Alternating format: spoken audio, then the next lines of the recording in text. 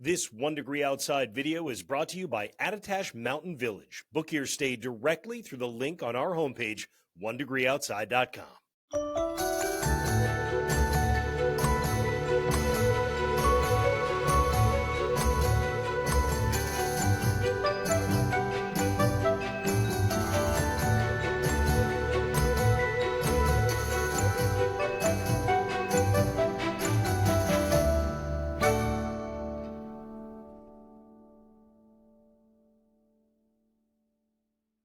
And we are so thankful to our big partners, Attitash Mountain Village, who is a hotel right across the street from Attitash Mountain. And now you're going to see them all over our app, too. It's an awesome partnership. And if you're going to the mountains, we hope you consider them. Also, so many of you partnering up with us now through Patreon. Thank you very much. Some of you said, I just want a way to give a couple of bucks a month back to say thanks for the app and the website. Thanks for doing that in Fuel the Forecast. We open the door to our live streams and Inside Track along with our podcast. And then Enthusiasts is that the 30 daily maps that are updating for skiers, boarders, snowmobilers, and we just had our first 1 Degree Outside champion come on board. Special thanks to Gate City Reflexology and Massage in Nashua, New Hampshire. We appreciate you very much. This is our highest level of support as a 1 Degree Outside champion, and to have you on board really means a lot to us. So thanks to everybody. All right, what's coming up in this video? Talking about little change to the Friday snow thoughts here, and that means I'll give you the predicted likely snow pattern. Not too far off from what I told you about yesterday in Insights. Coldest air is coming in here on Sunday. More snow chances come at us near the holiday. We'll take a look at that in a second. Let's start out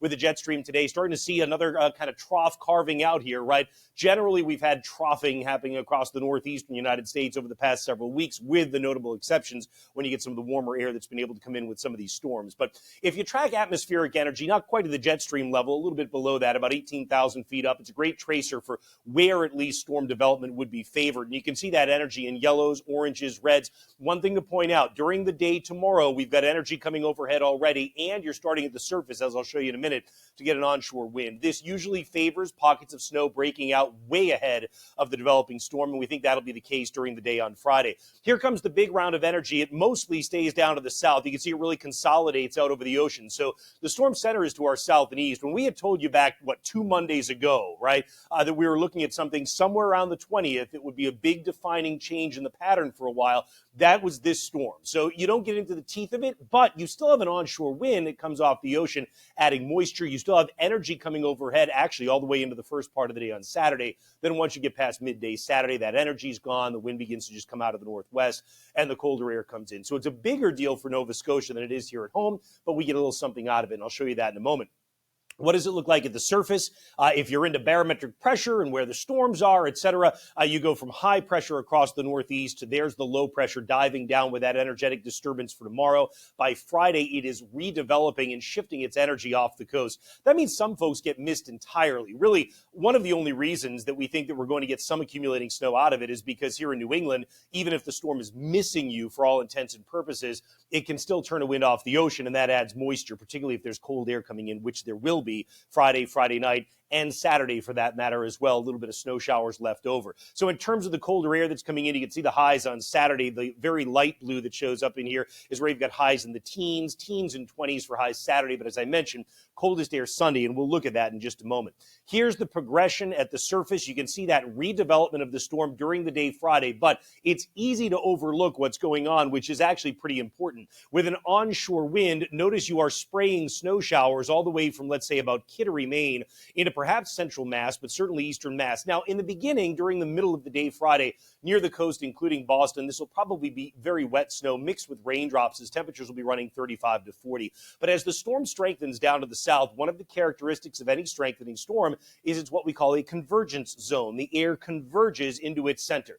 Think about it like a vacuum cleaner in the lowest levels of the atmosphere. So as it starts to suck the air from the north in toward the center of the storm, our wind starts to blow not from the east, but rather from the northeast and then from the north. That allows colder air to filter south. It allows a flip to snow for many during the course of Friday evening, Friday overnight, and then this goes by. Again, the teeth of it end up somewhere in Nova Scotia, not necessarily here at home. Actually, there'll be a rain-snow line that comes into play when you get around Halifax, Nova Scotia. But notice for us, you still have these snow showers left over, and the mountains are not exempt. You're not into that same onshore flow, but there is, as we looked at, energy coming through the atmosphere aloft. So that means you can still get snow showers even in the mountains out of this. And then you get that blast of cold. And yes, albeit dry air Sunday, we'll have to watch for a little bit of ocean effect snow potential out on the Cape here as we get into late Saturday and Sunday, and that colder air pours in.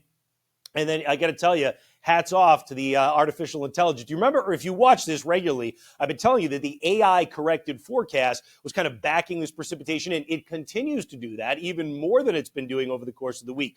The way AI works, just so you know, a little deeper dive into that in terms of weather forecasting, basically the AI has been fed, years and years, really in many cases, decades of weather reanalysis from storms that happened. So what it's doing is pattern recognition. So when I was at NECN and NBC, Tim Kelly was always that guy that I would turn to and we would talk together, and he had all that experience, right? Now, here we are years later, and, certainly I could tell you about a lot of different storms too, but the AI is basically that database all put together to say, based upon history, just so you know, here's what may happen with it. So in terms of our prediction on snow, this is very close to what I told you about yesterday that our exclusive in-house guidance was putting out, which is generally a 1 to 3 inch snowfall across eastern Mass. There are some things to talk about here, though. When you look at the early kind of call on the snow, we've got a coating from the South Shore down to the Cape. We're not going above that right now, largely because a lot of the event on Friday into Friday evening anyway is spent above the freezing point, and you're about 35, 36 on a lot of the Cape. You drop later at night, overnight Friday night.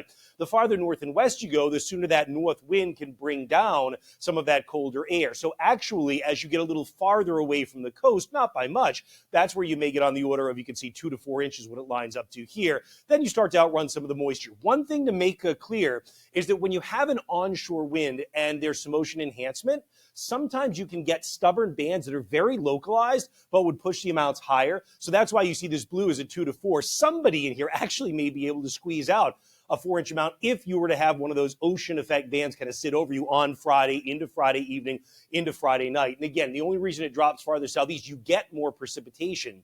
But our thought process right now is you just don't get that same amount of cold air. So if you treat roads, you certainly should be busy on Friday evening, Friday night, even during the day in spots on Friday. If you plow, well, you can see there's at least an opportunity here to get out there on Friday evening and night. So that's what we're watching for you. We'll continue to keep you posted as we can fine-tune the details, but that's an overview anyway. You can see what I mean on Friday, the high temperature. So if you're talking a 495 corridor, you're cold enough that it's probably able to stick out of the gate when it starts coming down. But again, it kind of fits and starts on Friday, blowing in off the ocean. But from Boston, south and east, that's harder to do, isn't it? Absolutely. And then Friday night, eventually, you drop down below freezing on the Cape, but that takes you until pre-dawn. It's a quicker transition, Boston, Brockton, for example, even than it is around Plymouth. Then on Saturday, we're talking about a wind coming out of the northwest. The temperatures are going to be running somewhere around 30. The colder air coming in, again, slowly turning drier, but remember, the energy aloft still fueling some snow showers. It'll be around from time to time, at least until we look at that energy coming by around midday, right? Saturday night's low temperatures start to drop big time. You go to the single digits in teens. By Sunday, I think we're talking about highs that are only running in the teens and 20s. And if I put the wind chill on here, that feels like forecast Sunday. My goodness, at the warmest time of the day, it feels like -1 on Sunday at Burlington, Vermont. So certainly if you are into winter sports, you've got your full winter gear as we go into Sunday. It is going to be a downright biting cold that'll be with us, even in southern New England. Boston at the warmest time of the day feels like 11. Hartford feels like 12, and the Cape feels like the mid-teens. Actual low temperatures Sunday night do drop below zero for a good portion of the North Country. We all have a very cold night Sunday night. And Monday, you get some rebound, but not a lot. Just so you know, on Monday, as we start to turn the wind out of the south on the Cape, it's interesting. You don't often get ocean effect snow showers on a southerly wind, but Monday would be one of those times that we could if the wind picks up just enough, because you've already got the cold air in some place, and then it'll be coming across the ocean. Farther out, looking out toward the holiday and what's coming up for Christmas time. All right, here's the jet stream pattern as we get into our storm Friday, Saturday. Obviously, very well-defined disturbance that comes through, right? As we get into Sunday, you've got that shot of cold, the troughing that's in place, but another disturbance coming through Rapid City. Watch what happens with this one. It does dig in, and it's over us somewhere around the 24th and the 25th. So there is the chance that we get snow showers here, either on Christmas Eve day, Christmas Eve, or Christmas itself. And I only leave the timing so open because the jet stream is going to be kind of rippling pretty quickly through us. So timing on that may change. You'll be able to watch our app and see where the greatest precipitation chance is for your location. And then there's another disturbance that comes in toward next weekend, the final weekend of the year. And you can see that we may be able, as warmer air comes in, to try and get a little snow in spots on the front side. Generally, it's probably going to trend to a warmer system with a southerly wind even deep through the atmosphere at the jet stream level. However, this far out, I certainly couldn't tell you that ski country might not be able to be snow out of that one too. So we'll see. Again, you can watch all the trends on our app. Noyes 1 degree outside, weather on the App Store and Google Play. That's how things look for now. Your deep dive into meteorology. We dove pretty deep today, didn't we? See you with more updates always at onedegreeoutside.com and on our app.